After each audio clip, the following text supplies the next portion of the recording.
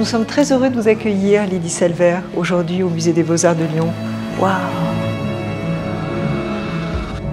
Matisse donc rejoint Lyon pour se faire soigner. Oui, et il dira que c'est un bienfait, cette maladie. Totalement. Qu'elle lui a donné le goût de vivre.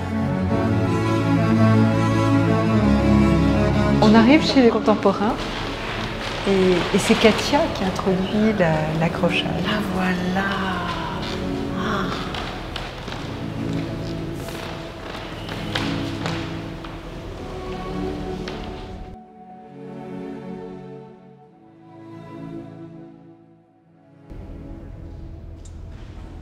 Ça n'a quand même rien à voir avec une reproduction. Non, rien ne peut remplacer ce lien qu'on peut avoir avec une œuvre.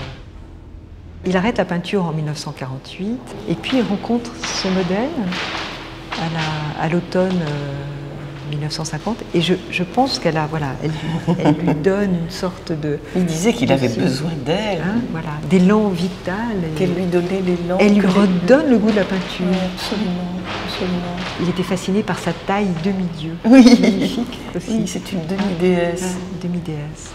Et il nous dit que la grâce des femmes, c'est aussi dans la force. Elle est droite et elle est robuste. Elle est robuste. Elle est robuste. Elle a des grands bras, elle a un cou large.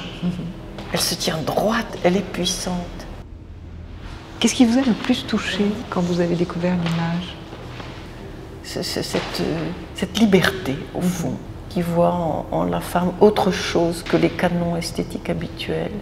Les formes s'échappent de son contour, on le voit bien. Oui, c'est comme si la figure échappait à son propre dessin. Absolument. Et comment aussi la couleur du ciel envahit une partie du visage, une partie de la coudoir. Il disait le seul sujet de la peinture, c'est la couleur. C'est la couleur. Mais Picasso disait que Matisse avait le soleil dans le ventre, un soleil dans le ventre.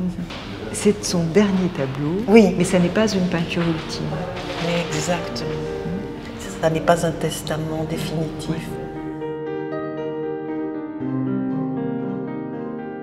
Katia donc, en jaune et bleu qui ne sont pas pour lui des couleurs rivales, des couleurs qui chercheraient à s'opposer, à s'affronter, encore moins à se détruire, mais au contraire, des couleurs qui jouent ensemble, qui se parlent, qui s'embrassent et qui en s'embrassant s'augmentent. Jaune et bleu que le peintre, selon ses mots, fait chanter, parce qu'il les aime.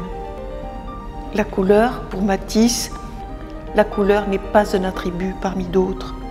La couleur remue le fond sensuel de l'homme, ce sont ses propres mots, et elle exprime toujours la qualité d'une émotion, laquelle prime sur la raison. Je ne pense pas à un citron ou des fleurs, précise-t-il, je peins l'émotion qu'il me donne.